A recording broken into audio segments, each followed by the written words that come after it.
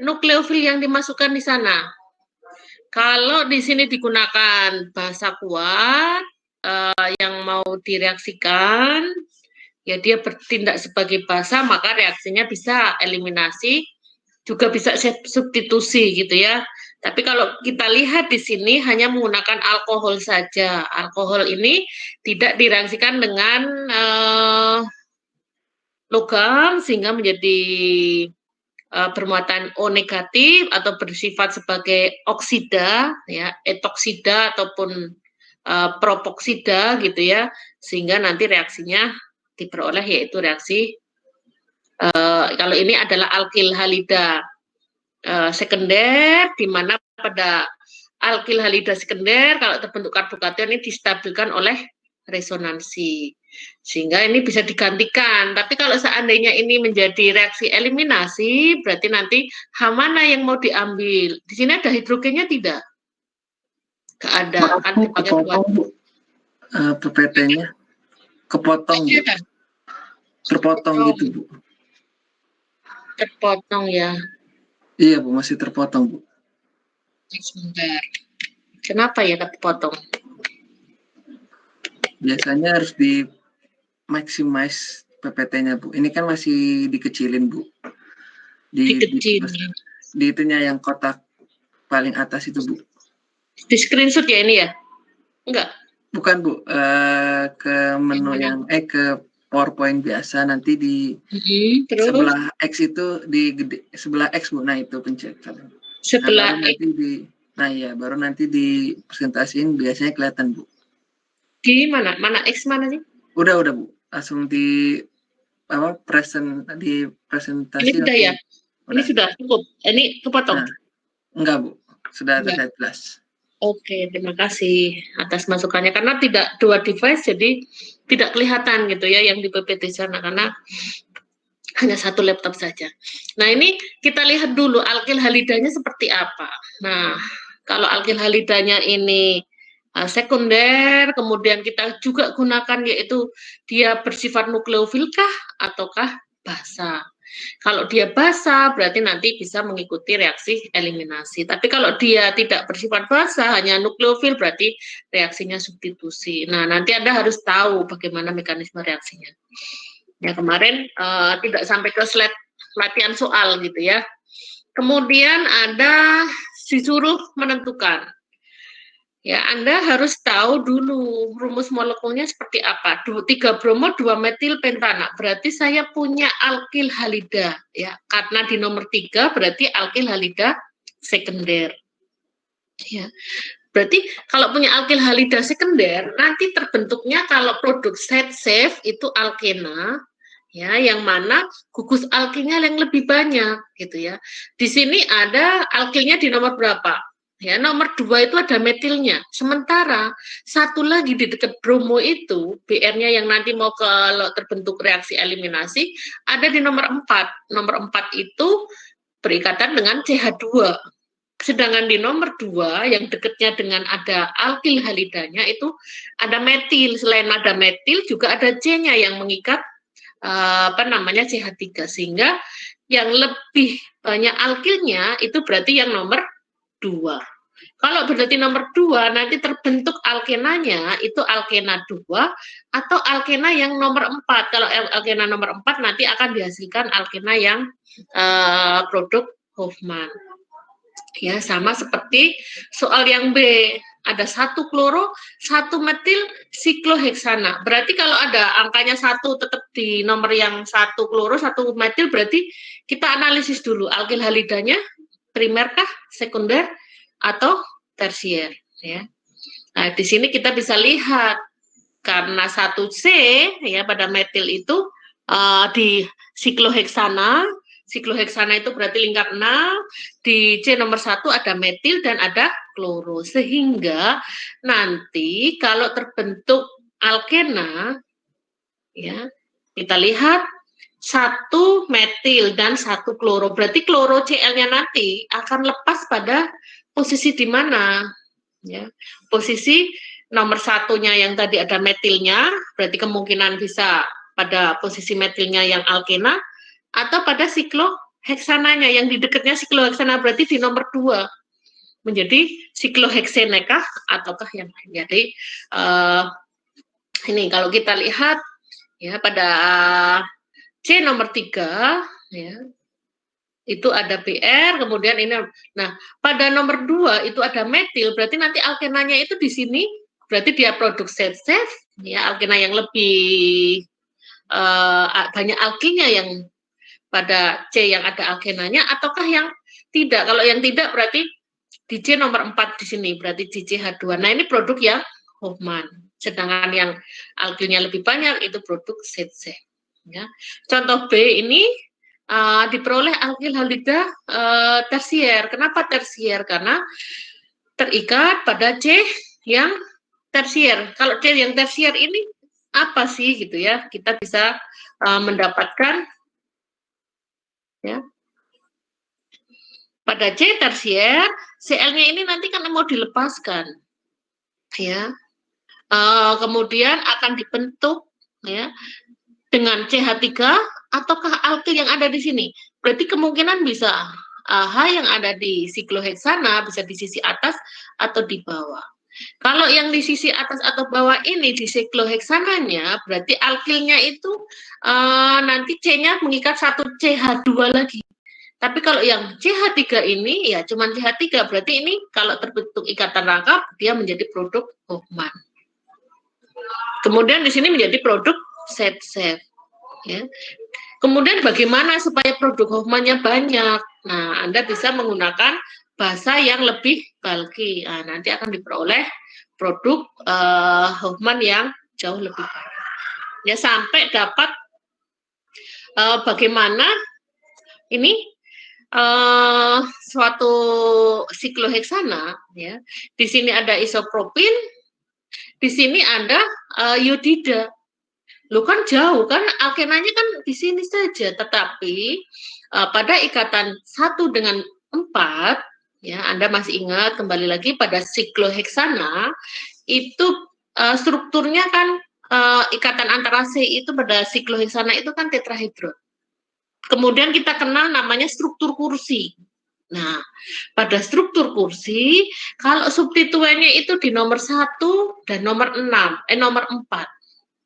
Atau sama saja 1 dengan nomor 2 karena ganjil dengan genap gitu ya. Itu yang paling stabil itu keadaannya apa? Ekuatorial ataukah ekuatorial aksial. Nah, itu yang akan melihat bagaimana nanti reaksi E2 di antara dua produk ini yang punya stereoisomer yang berbeda, nanti salah satunya ada yang lebih cepat. Kenapa lebih cepat? Nanti I akan berada pada posisi yang trans atau yang energinya itu yang paling rendah atau yang energinya paling tinggi gitu ya, sehingga dia akan nanti terbentuk reaksi yang lebih cepat. Nah, nanti Anda prediksikan yang mana A atau B. Kalau disuruh menghitung kancing, milih A atau B gitu ya. Ada yang sudah mengerjakan dari satu kelas? Kan slide-nya sudah dikasihkan gitu ya, tapi kalau nggak dikasih tugas kayaknya nggak dikerjain gitu ya. Ada yang sudahkah yang mengerjakan? Nah, nanti dicari gitu ya, bagaimana kalau dia terbentuk ikatan rangkap ya dari suatu alkena tersebut. Ada yang mau ditanyakan sampai di sini? Silahkan kalau ada yang mau ditanyakan. Karena setiap pertemuan itu sudah ganti materi.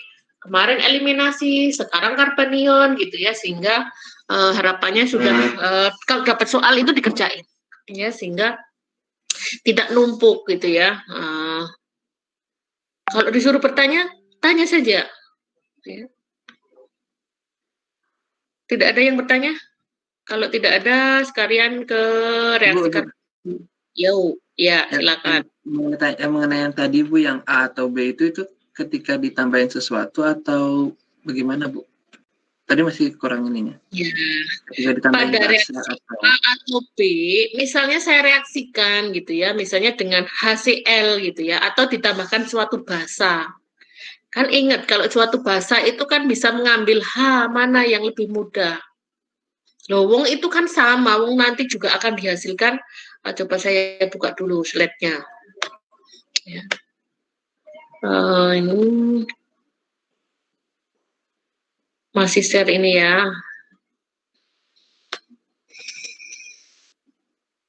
Nah, di sini kan kalau terbentuk itu kan ini alkil I-nya atau Cl-nya itu kan berada nanti yang dia menjadi dilepaskan, kemudian H akan satu hidrogen ini yang akan diambil oleh si basa. Padahal di sini dengan yang di sana itu sama. Ini juga sama. Alkenanya apa ya? Alkena 1 gitu kan. Alkena 1 sama, tetapi produk yang dihasilkan kalau kita bilang laju reaksinya, mana laju reaksinya yang lebih cepat antara A dan B? Kalau alkenanya sama terbentuknya, alkena 1, tetapi ada yang reaksinya lebih cepat. Nah, reaksinya lebih cepat ini tentunya kaitannya dengan struktur, ya. Strukturnya itu kalau punya sikloheksana, ya, sikloheksana itu kan strukturnya kan konformasi kursi gitu ya. Nah, konformasi kursi kalau hanya sikloheksana saja nggak masalah gitu ya. Kalau sikloheksananya misalnya yodo 1 yodo sikloheksana ya nggak masalah. Berarti nanti alkenanya 1 ya sikloheksina. Tapi karena di sini ada substituen, substituennya itu ada yang ke depan, ke arah sama dengan I, dan ada yang arahnya berbeda. Nah, ini kita lihat pada bentuk konformasi kursi. Ya. Mana atau hidrogen mana yang saling nanti ini posisi trans dengan si gugus yang mau dilepaskan ini. Coba digambarin dulu struktur kursinya, gitu ya. Kalau mahasiswa semester 1 dari jurusan perikanan, saya minta untuk membuat struktur kursinya, gitu ya. Coba saya share struktur kursi yang bisa dihasilkan dari senyawa yang ada di sana. Ya.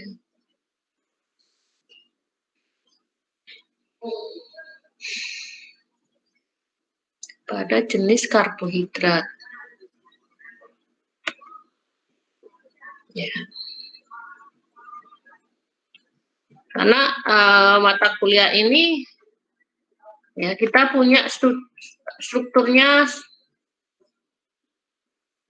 sudah kelihatan ya. Nah, nih kalau tadi ini ada I, tapi yang lainnya ini kan sikloheksana saja ya, yang dilihat bukan OH-nya ya. Ya, I ini kalau dia di depan, arah depan, berarti pada posisi ini sama kedudukannya dengan isopropilnya.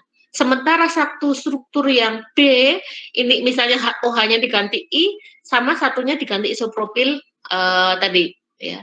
Nah, kira-kira antara yang ini OH-nya di atas semua dengan OH-nya yang sisi yang berbeda, hasilnya bagaimana? Tentunya kita punya, ya, punya struktur kursi yang kita bisa gambarkan. Ya. Kalau yang tadinya di atas ini menjadi ekuatorial, kemudian kalau di sini di atas semua ini berarti ekuatorial.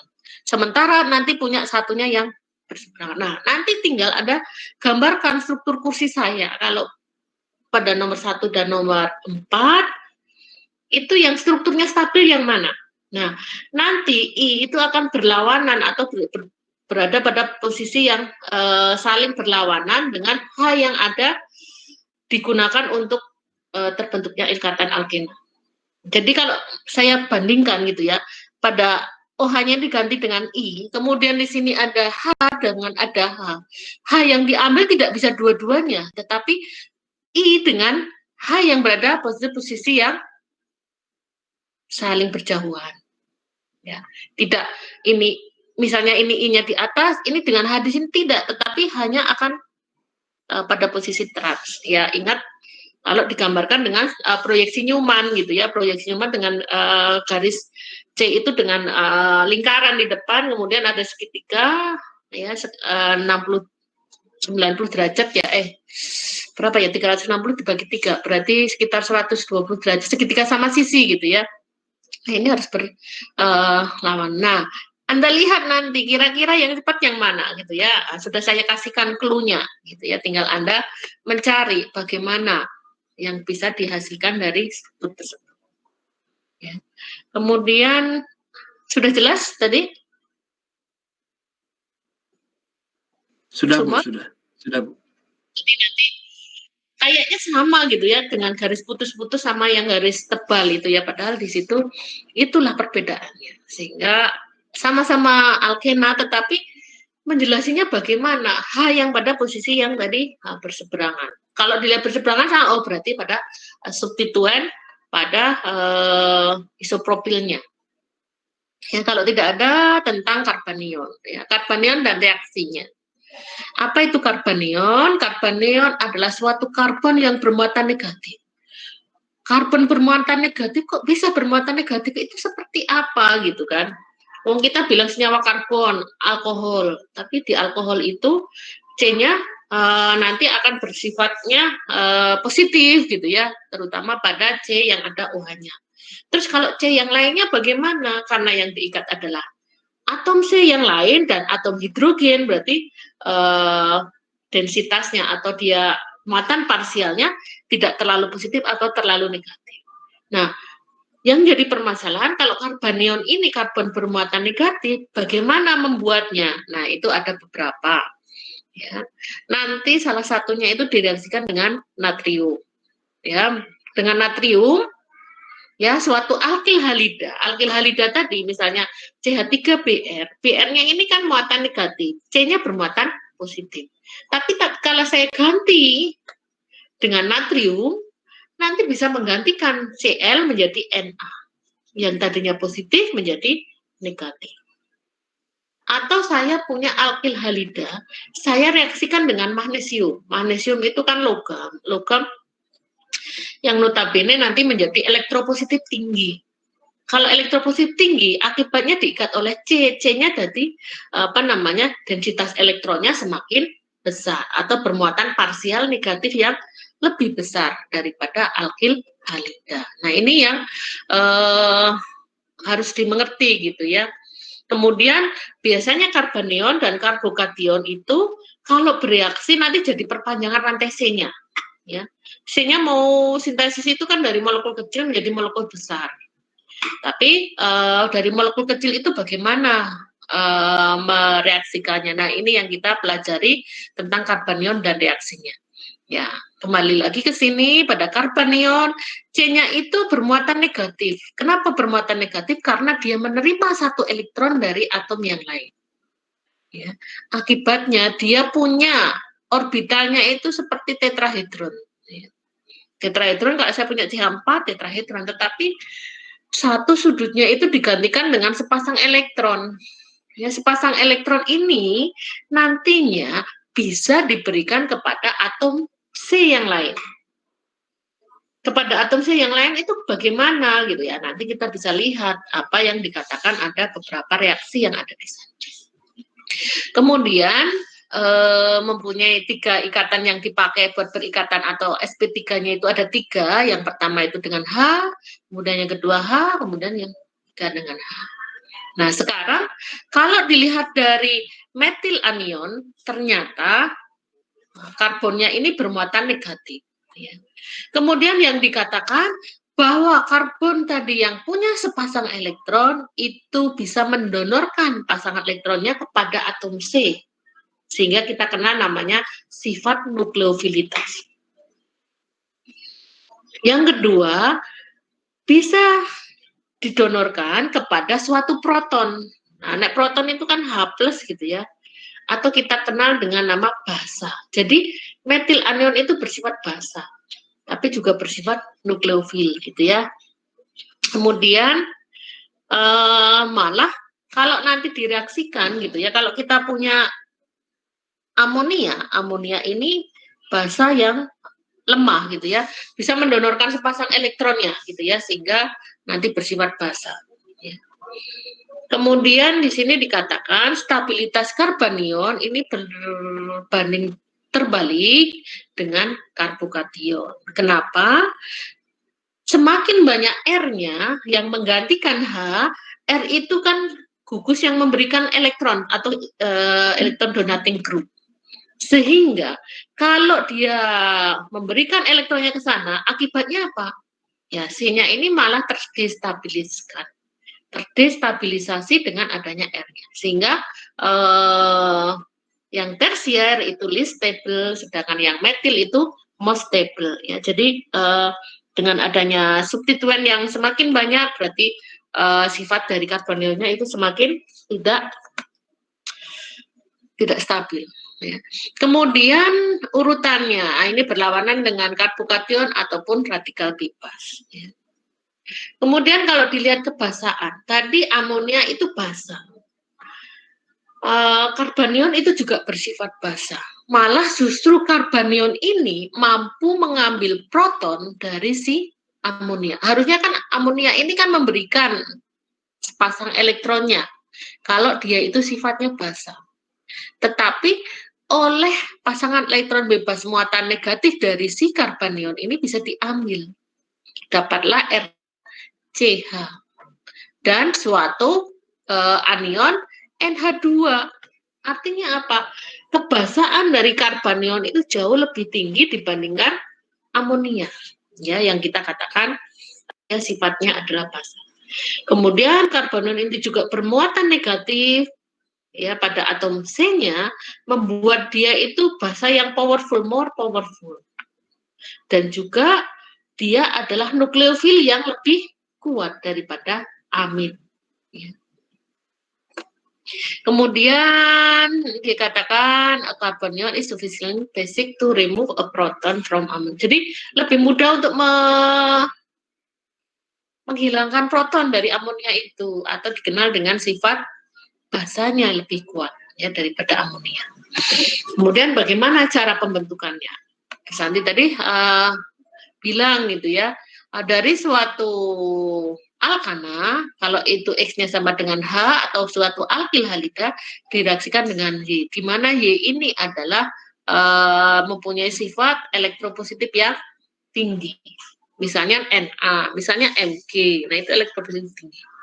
Sehingga akan dihasilkan suatu karbanion R3C karbanion.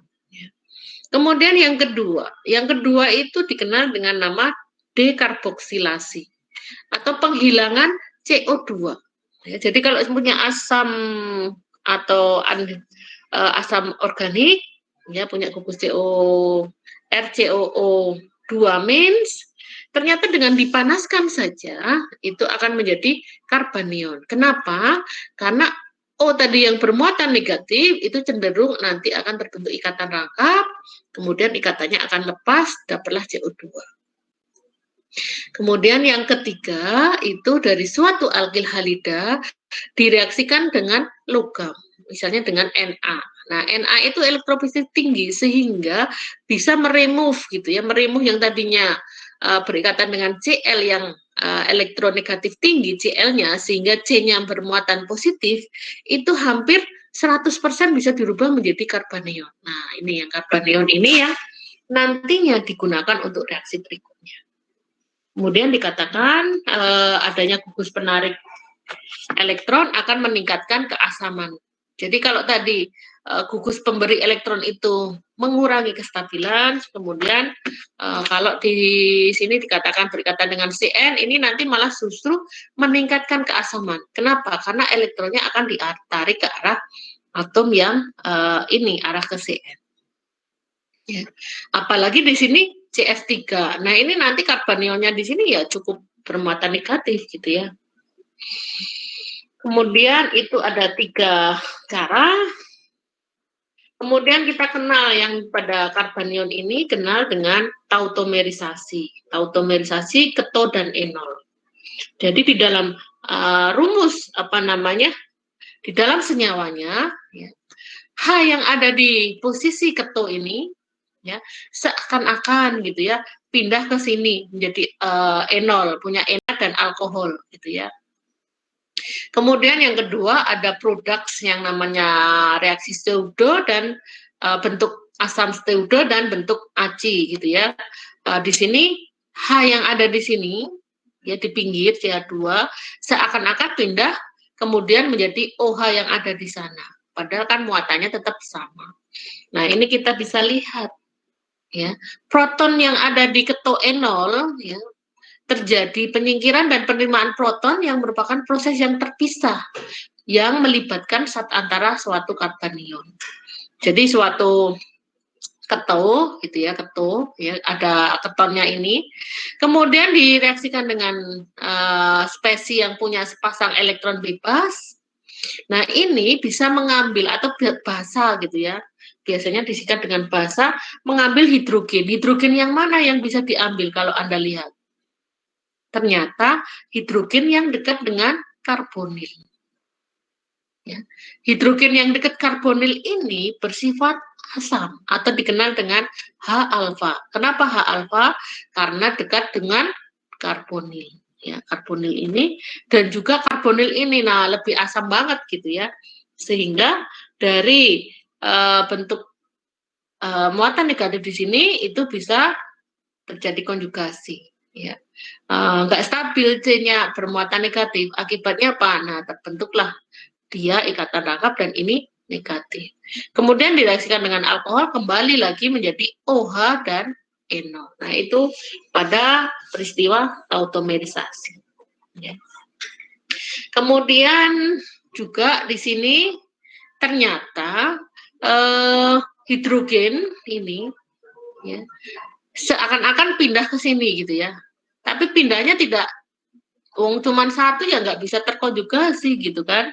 Kalau dua lah itu bisa, tapi kalau satu kan nggak bisa. Ternyata pada keadaan saat antaranya, ya kalau direaksikan dengan suatu basa yang punya memberikan sepasang elektronnya, dia akan mengambil hidrogen yang ada di sini. Ya. Kemudian menjadi NH, N etil tersier etil gitu ya. Nah, ini jadi H kemudian N. Ya, seakan-akan diikat oleh H yang ada di sini dan yang di sana. Kemudian kalau ini lepas, berarti ikatan rangkap di ujung. Tapi kalau yang di sini lepas, ikatannya ada di sini. Sehingga dia merupakan suatu kesetimbangan. Kemudian ada juga yang dapat meningkatkan persentase bentuk enolnya. Yang pertama, adanya ikatan rangkap pada sistem orbital P yang terkonjugasi dengan ikatan rangkap. Ya, di dalam bentuk enol ini ternyata hanya 8% enolnya. Tapi setelah direaksikan etilnya diganti metil, itu malah 89,2%. Kenapa? Nah, ternyata pada bentuk yang ini itu bisa terbentuk ya ikatan hidrogen intramolekuler di dalam molekulnya sendiri. Ya, sehingga dengan adanya intramolekuler ini nanti akan menaikkan bentuk enolnya. Ya. Enol ini berarti ena dan alkohol ini yang jauh lebih banyak. Kalau ini bentuk keto, ya bentuk keto ini bentuk enolnya. Kemudian reaksi-reaksi lain yang melibatkan karbanion, ya ini yang kita kenal dengan reaksi Grignard. Ya, Grignard adalah nama orang yang berhasil mereaksikan gitu ya dari suatu keton atau suatu aldehyde direaksikan dengan RX dan MG. RX itu berarti alkyl halida dan magnesium, nanti akan dihasilkan suatu katalis ini ya, RMGX itu, MG itu kan padatan, alkyl halida cairan, dimasukkan di sana, nanti ini menjadi muatan negatif atau karbanion. Sementara pada karbonil, kita bisa menganalisis, oh itu menarik elektron sehingga dia menjadi C positif. Ya, reaksinya dari mana? Reaksinya dari karbanion dulu. Karbanion ini kan punya sepasang elektron. Dia akan menyerang ke arah C, kemudian ini terbuka. Ya. Ya, sehingga ini seakan mendekat ikatan rangkap ini, ya ikatan rangkap ini kan sebenarnya miliknya R karena dibawa oleh R. Kenapa? Karena Mg-nya ini memberikan L1 elektron ke arah R. Sehingga menjadi sepasang elektron miliknya R dan bermuatan negatif yang akan bereaksi dengan C positif di sini. ya, yang parsial positif. Kemudian ikatannya rangkapnya antara C dan O itu cenderung lepas, didekatinya dengan Mge. Kenapa? Karena Mg-nya muatannya positif, ketemu dengan muatan negatif. Nah, dapatlah terbuka sehingga menjadi OMgH. Dengan ditambah suatu asam nanti menjadi alkohol. Ya. Nah, tinggal nanti jenis karbonilnya karbonil apa? Kalau karbonilnya itu aldehid, nanti menjadi alkohol sekunder. Tapi kalau di sini menjadi keton, ini suatu keton, ini ada R, ini ada R, nanti menjadi alkohol yang tersier. Kenapa? Karena ini ada R, ini ada R-nya. Ya. R-nya ini dari mana? Ya, tadi dari RMGX. Anda bisa perpanjangan satu rantai C, atau bisa banyak. Ya, jadi kalau di dalam sintesis itu kan dari molekulnya kecil, pengen yang menjadi besar. Yang menjadi besar itu berapa C-nya? Kalau C-nya 1 ya sudah, nanti reaksinya bisa dengan CN. Kalau CN itu reaksinya nambahnya cuma 1. Tapi kalau pakai reagen Grignard, tinggal Anda tambahkan R-nya 100 atau 10 gitu ya, R-nya alkilnya ada C-nya itu ada 10. Tinggal nanti nambah R-nya semakin ya sejumlah 10 bertambahnya karena digunakan karbanion yang sama. Ya. Itu pada reaksi Grignard. Jadi ini punya aldehid bisa keton ataupun yang lain. Yang kedua yaitu kondensasi aldol. Ya. Anda ingat aldol itu punya aldehid, ya. Saya punya aldehid. Ternyata adisi karbanion intramolekuler ya di antar molekul ini kita lihat, kita reaksikan dengan OH. Kalau ini seandainya ditutup, OH means itu akan bereaksi dengan siapa? Kalau saya ganti H plus, ya. Kalau H plus ditambah aldehid, apa yang terjadi? Kita analisis dulu pada aldehid, ya. C-nya ini parsial positifkah atau negatifkah? Terus lihatnya bagaimana?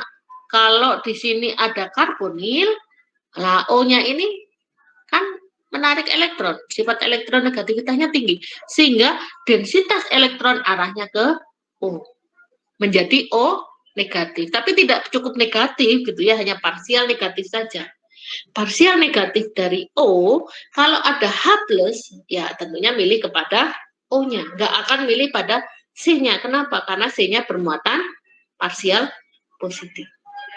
Ya. Jadi kalian sudah diajak untuk bagaimana sih menganalisis suatu reaksi. Ya, tidak berarti harus mengerjakan di sini, tapi nanti bisa jadi Anda itu pada saat di R&D disuruh merancang gitu ya, mau membuat alkohol, tapi alkoholnya primer, tapi saya punyanya keton, atau saya punyanya aldehid. Ya sudah, saya reduksikah, atau saya reaksikan dengan reagen Grignard. Nah, kembali lagi kalau reagen Grignard nanti bertambah R-nya pada karbonilnya itu, nggak akan diperoleh alkohol yang tadi, misalnya metanol gitu, nggak akan. Tapi kalau misalnya saya punya etanol, bisa nggak disintesis dari sini? Nah, disarankanlah kalian gitu ya pada saat nanti kerja. Nah, itu yang harapannya Anda bisa mengerjakan soal gitu ya, tidak hanya soal pada saat kuliah saja, tetapi nanti di saat Anda kerja itu masih teringat. Ya. Kemudian di sini dikatakan kalau dengan basa apa yang ada di sana? Oh, karena ada karbonil, C-nya ini jadi densitas elektronnya akan ke arah karbonilnya.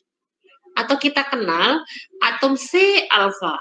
C alfa ini ternyata berikatan dengan hidrogen. Nah, ikatan antara C dengan H itu menjadi mudah lepas, atau kita kenal sifat asamnya dari suatu H alfa itu lebih tinggi ya dibandingkan dengan hidrogen yang ada di sini gitu kan. Hidrogen yang ada di sini nih ya mungkin tidak terlalu positif gitu ya, karena berikatan dengan C positif di sini, atau mungkin malah apa namanya, tapi kalau di C dengan H yang ada di sini direaksikan dengan basa, ini menjadi karbanion. Nah, karbanionnya itu nanti bisa Anda tuliskan ke sini, panahnya ke sini. Ya. Kemudian ikatan rangkapnya lepas. Kalau dia pindah, maka akan terbentuk alkena dan sini menjadi O negatif. Nah, pada karbanion ini ketemu dengan aldehinnya sendiri. Ya, aldehinnya ini akan bereaksi kepada C positif. Ya, kemudian ini terlepas sehingga menjadi kondensasi aldol. Ya. Yang notabene kondensasi aldol ini ternyata ada di dalam molekul karbohidrat gitu ya. Molekul karbohidrat itu kan punya aldehid dan punya alkohol. Terus Anda kenal reaksi antara C nomor 1 dan nomor 5 nanti menjadi cincin furan, cincin lingkar 6 tapi ada oksigen di sana. Ya, terbentuk hemiasetal gitu ya. Bukan aldol ya. Kalau aldol itu menggunakannya adalah karbonil. Karbonilnya bisa aldehid, juga bisa keton. Kemudian berikutnya yang kedua adalah kondensasi Claisen. Ya, pada kondensasi Claisen ini digunakan ester, ya. Digunakan ester, tapi syaratnya esternya ini harus mempunyai H alfa. H alfa itu H yang dekat dengan C karbonil. Nah, H alfa ada di sini. Kenapa? Karena kalau nanti direaksikan dengan suatu basa, basanya ini akan mengambil H yang alfa tadi. Kemudian dikatakan nanti kalau dia menjadi negatif, ya, ini menjadi negatif, ini nanti yang akan menyerang kepada C yang ada di sana. Akibatnya apa? OR-nya dilepaskan. Kalau dilepaskan, jadi ini awalnya basa ketemu dengan H yang ada di sini, yang menjadi karbanion C, yang sini kemudian baru ini menyerang kepada C yang ada di sana. Nah, kalau di sini ada gugus lepas yang bagus, ada gugus karbonilnya tetap mempertahankan, tidak akan terbuka ikatan rakapnya. Yang dilepaskan adalah OR. Tapi kalau di sini ada H, tadi contohnya aldehid, H yang dekat pada karbonilnya ini bukan gugus lepas yang bagus, sehingga dia cenderung untuk melepaskan ikatan rakapnya. Ya, sehingga dapatlah pada kondensasi Claisen adalah ester ketum.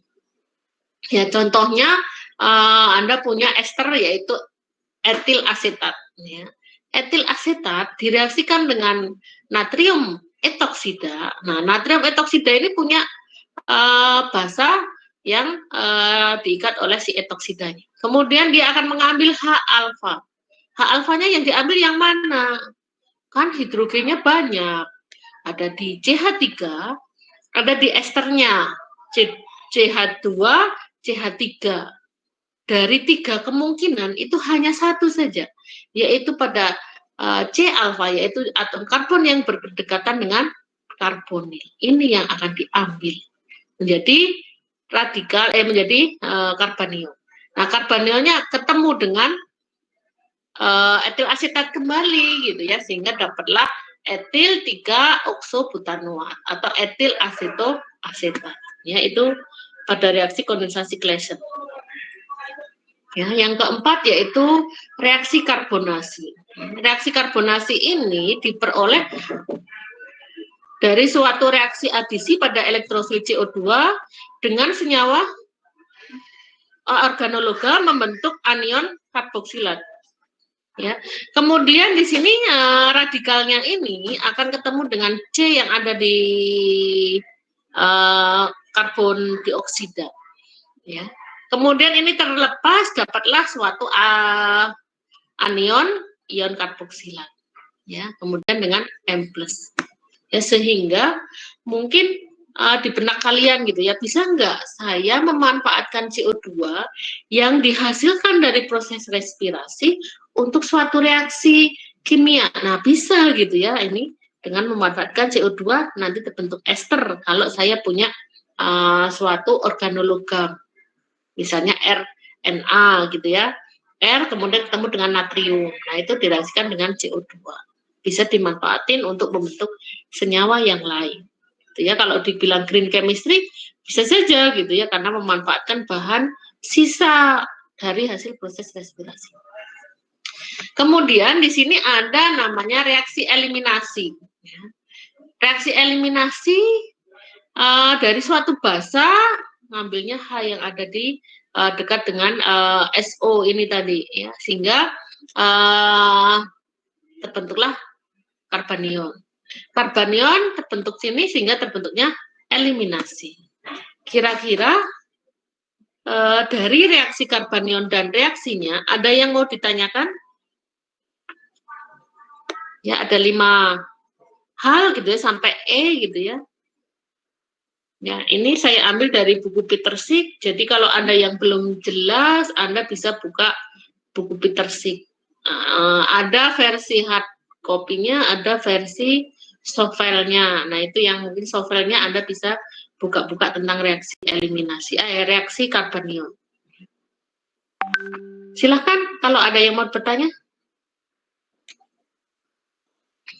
Terus ada contoh soal, ya. Contoh soalnya, berilah struktur resonansi untuk zat antara karbanion ya dalam natrium hidroksida.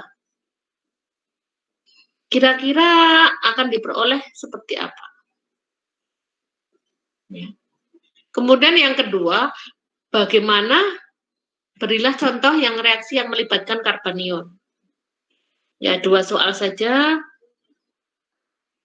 Tapi kalau nanti karbanion dalam ortokloronitrobenzen, kira-kira bagaimana? Ortokloronitrobenzen itu berarti pada posisi orto ada Cl. Yang pada Cl itu nanti juga ada nitronya. Berarti nomor 1 dan 2, satunya ada nitro, nomor 2-nya itu Cl. Kalau di dalam suatu reaksi direaksikan dengan NaOH, apa yang terjadi di sana? Ya, contoh 2 soal, silahkan. Waktunya masih banyak. Anda bikin soalnya dari 3 hal yang tadi bisa dihasilkan.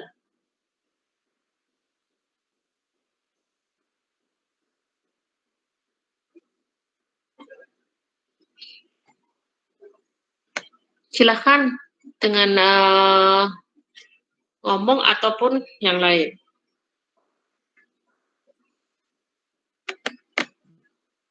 Ibu mau nanya yang kondensasi Claisen itu hasilnya kenapa ada etanolnya itu dari mana ya Bu? Masih mikir haknya itu dari mana? Hanya dari mana? Claisen. Nah ini ada hal lebih di hasilnya Bu. Ya, hanya karena dia punya H alfa. Jadi syaratnya esternya itu ada H alfa. H alfa itu atom H yang terikat pada atom C dekat dengan karbonil. Kalau saya punya CH3COOH, CH3CO ether, CH3CO etil gitu ya. Itu saya punya karbonil. Karbonilnya di nomor 1. Tapi di nomor 2 ada atom C yang mengikat hidrogen. Ini bisa terbentuk kondensasi Claisen. Ya. Kalau saya punya esternya adalah etil asetat. Tapi kalau saya punya etil yang satu itu metanoat. Misalnya etil metanoat. Ya, etil metanoat, Anda sudah terbayangkan. Saya punya asamnya karboksilat itu C-nya 1. Berarti CO, tapi di situ 1 hidrogen tapi tidak mengikat C yang lain, tapi H, CO, karbonil, kemudian O, kemudian baru C2H5. Dia punya H alfa tidak?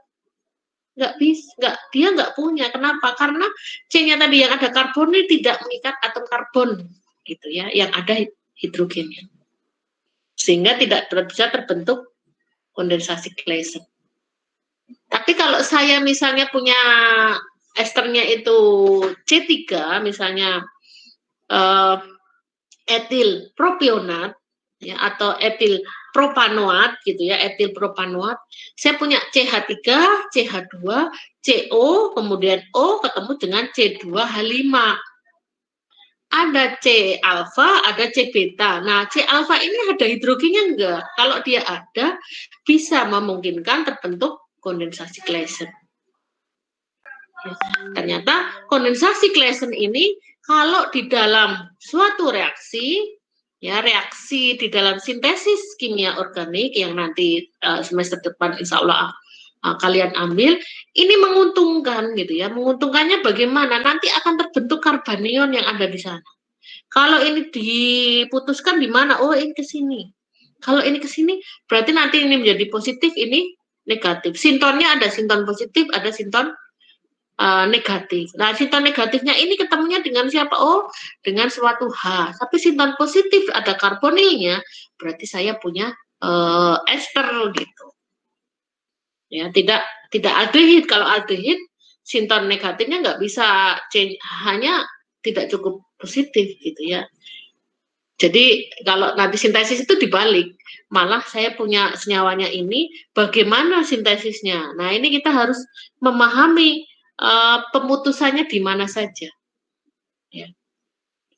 Kok pemutusannya tidak di sini, kenapa gitu ya?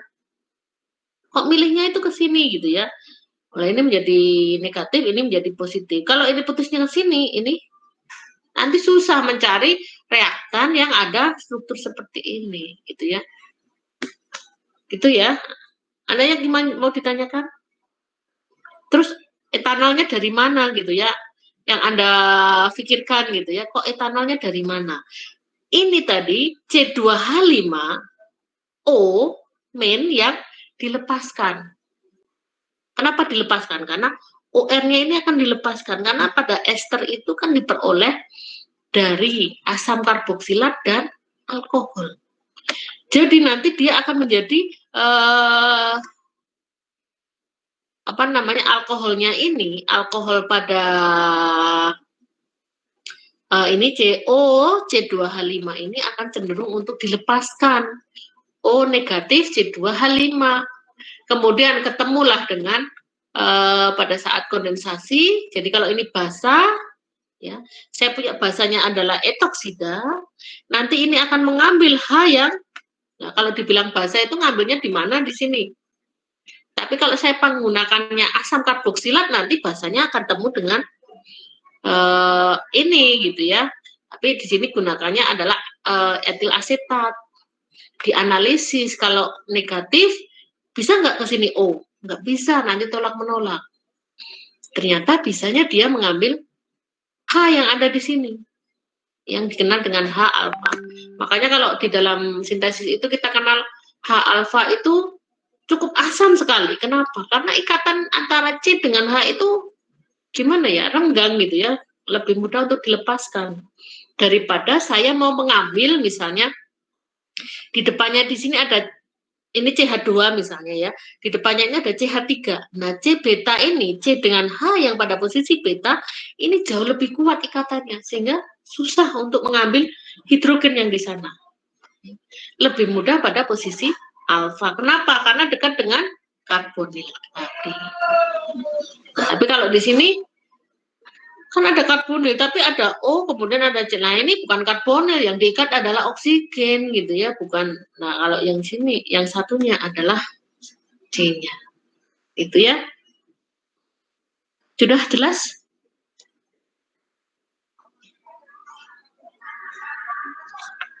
Ya, makanya di sini dikatakan pada kondensasi Claisen itu akan dihasilkan ester ya, esternya tapi punya keto. Tapi ketonya di posisi beta. Makanya dikenal dengan ester beta keto. Ya, ini alfa, ini beta. Ini alfa, ini beta, C beta ya. Pada posisi beta, C karbonnya berikatan dengan senyawa yang ada gugus ketonnya. Itu yang dikenal dengan nama kondensasi Claisen. Ya, sudah? Kalau tidak, kerjakan soalnya tadi. Berikan contoh reaksi yang melibatkan senyawa karbanion. Ya kalau hanya menyalin tok mungkin enggak ingat. Tapi kalau saya membuat reaksinya misalnya, saya membuat namanya adalah pentil propanoat. Kira-kira hasilnya kalau saya reaksikan dengan basanya berarti digunakan karena alkoholnya itu adalah pentil, berarti menjadi pentanol. Ya, pentanol direaksikan dengan Na+. Ya. Di mana basa tadi Habis itu terus diasamkan. Hasilnya apa? Ya. Karena pada reaksi kondensasi, namanya kondensasi itu gabungan dari molekul kecil kemudian menjadi molekul besar. Kalau C-nya di sana itu ada 4 gitu ya, ini dari 2, kemudian 2, kalau dia bergabung harusnya kan menjadi 8 ya.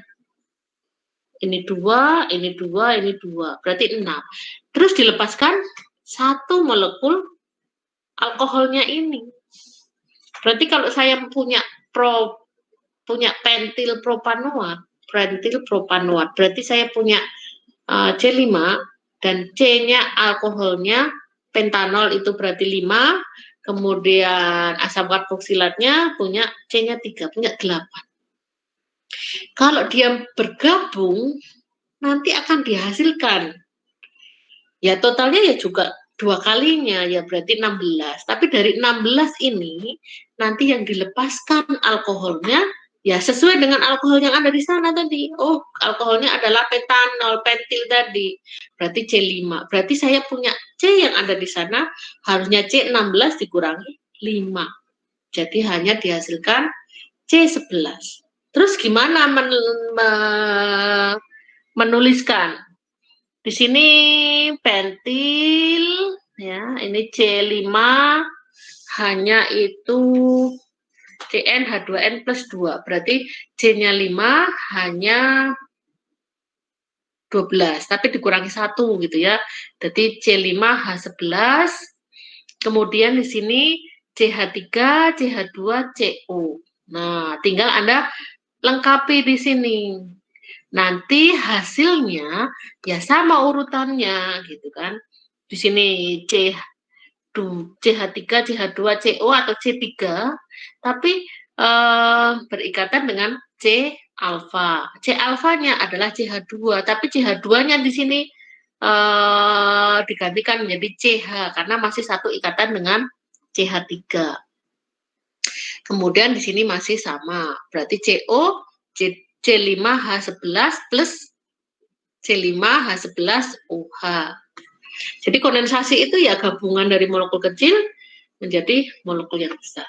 Baik kondensasi Claisen, baik kondensasi aldol. Ya, tinggal penataannya seperti apa. Siapa yang sudah bisa menuliskan? Silakan di kolom chat soal nomor 2.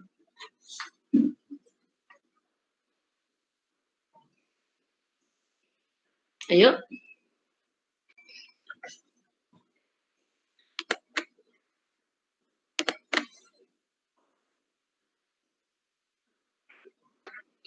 Ayo, siapa yang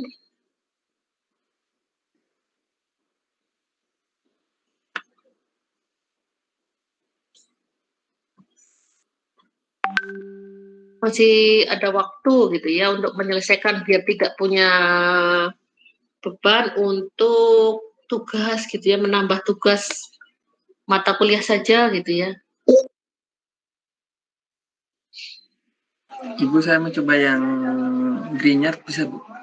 Ya, boleh. 2 pentanon ditambah CH3 MgCl, Bu. Jadinya 2 apa tadi? 2 pentanon ditambah CH3 MgCl, Bu. CH3 MgCl. Berarti nanti hasilnya apa? Hasilnya itu 3